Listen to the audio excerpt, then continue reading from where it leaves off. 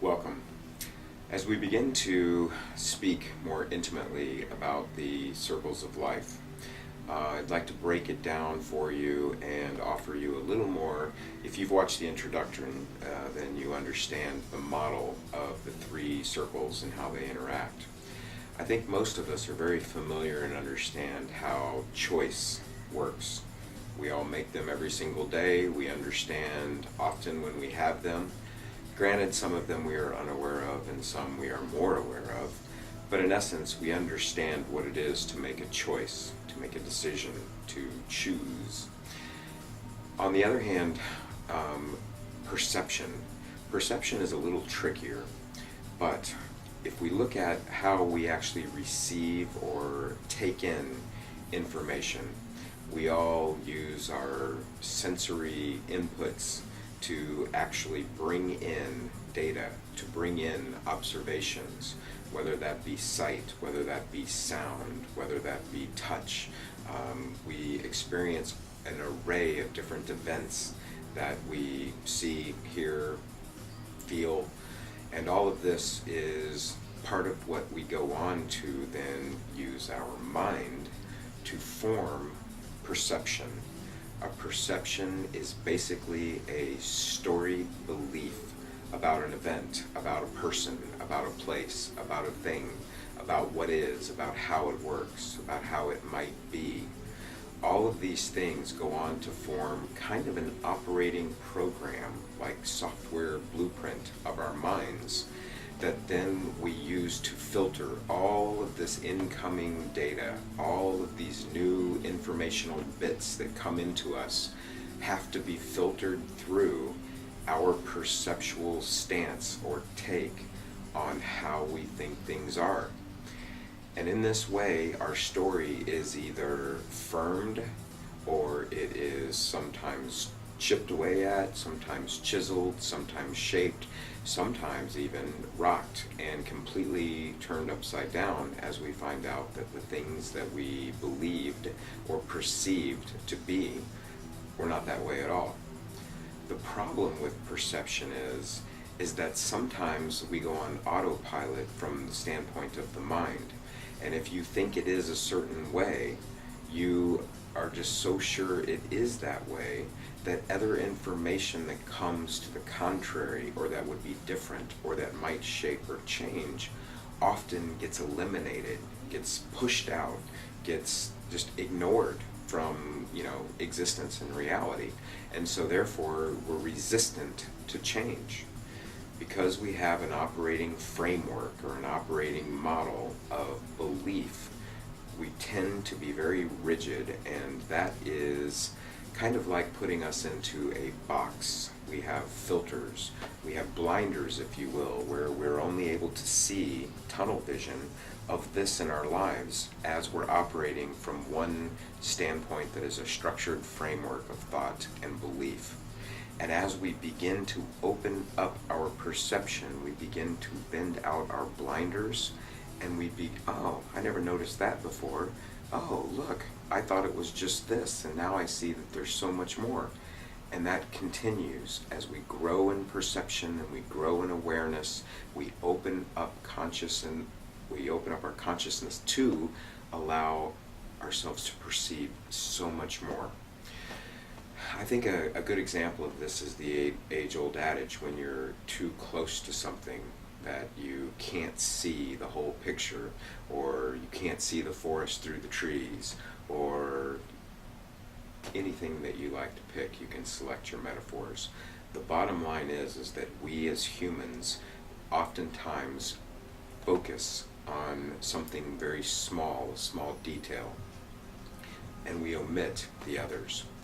This is a very common problem because we tend to focus on small little problems with all of our intention, and as we hone in like a laser on that small little problem, we then focus on it and it consumes us in feeling and in thought, and we have a bad experience because of one small little issue where we're not even paying attention to all the things that are right, to all the things that are going well, to all the things that we could be gaining joy from, but instead we're focused on the one problem, and we kind of just relentlessly churn through it, because as I stated in the introduction, we're all beings that want to control our environment. So we're so focused on a solution to this one little situation that it's consuming us. And whether it's a day, a week, an hour, a month, a year, it goes on and on and on. And as long as we continue to focus on what's wrong, that's exactly what we're going to get in the form of worry, upset, bother, nerves, anxiety. All of these things, we are unconsciously perpetuating ourselves in our own life through what we're focusing our intention and our thoughts on. So it's with this that we must begin to explore our perceptions, how we see the world work, how we see things happen, what we make things mean. All is attributed to the realm of perception. So take a minute and get a pencil and paper and actually list some of your issues or problem areas, and then write down the assumptions or the perceptions or the thoughts that you have about those. And then use an open mind and actually start looking at what might be on the other side of the circle. Remember, as we described earlier in the program, or in the introduction of the program anyway, about the one circle with the dividing line. So take your circle, your issue, and if this is the problem, what lives on the other side? What is its opposite? What lives over here? And then think about possibilities other than the one that we're focused on.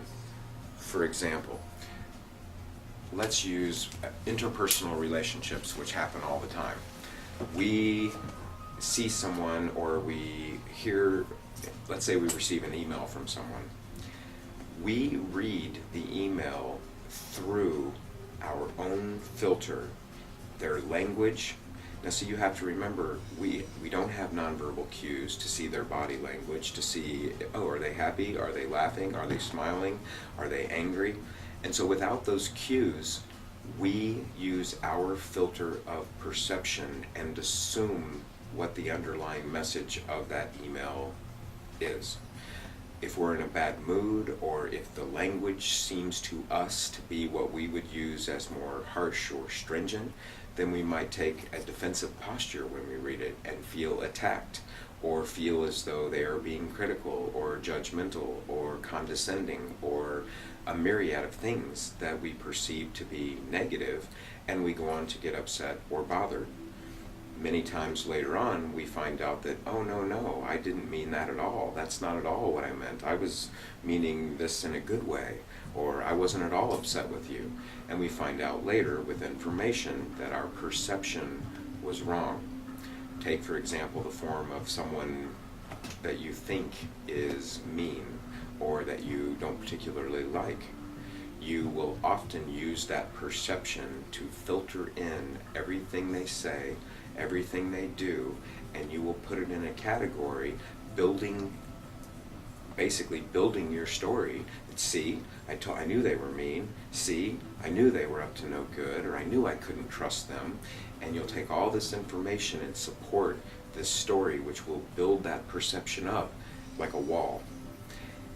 In the same hand, in the same time, they may do something completely nice, something completely authentic, something completely caring or kind or giving, and we will ignore those things, and because that doesn't fit our story, that they're mean or that they're not nice.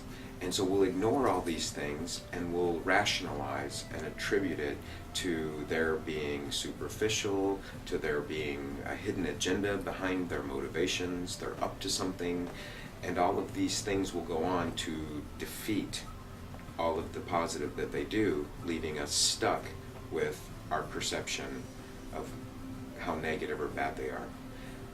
The truth is, we all make choices. We are all human beings that bounce back and forth on the circle. Sometimes we're nice, sometimes we're good, sometimes we're short, sometimes we're angry, sometimes we're operating from a defensive point of view, sometimes our egos feel threatened and so we attack, or we get standoffish, or we get angry or aggressive. A whole host of things. We are all of them. So to categorize one person as one thing, to categorize one event as only one way of possibly being, is a mistake on our part, which limits our perception, and it makes the tunnel vision almost reinforced, and it makes it harder for us to grow in awareness. Every single situation that exists has at least two sides, if not a multitude of sides to them. And if we can only step back away and detach from our framework of perception, our emotional attachment to the situation, we can often see other sides to the story. We can see answers. We can see new solutions. We can see possibilities where I can see where they were coming from. But when we're in it, we can't. This is why many times people have to bring their arguments to a third party, because the third party can look and see, and 95% of the time you will see that the third party will be able to say, you have valid points and you have valid points. I see truth in both of your claims. Yet each one of them is blind to the other's point because they're too focused on what they want or what they're seeing. They're fighting about the same thing, only from different angles or different components. Therefore, they can't meet. This is what happens every day in life. And this is the filter of perception working against us. And so, as we work through the program, our goal is to expand our perception, is to open up our minds to the possibility of other things, or even opposing things, experiencing the opposite, if you will, in order to allow us to create and gain a more balanced perceptual ability to view things.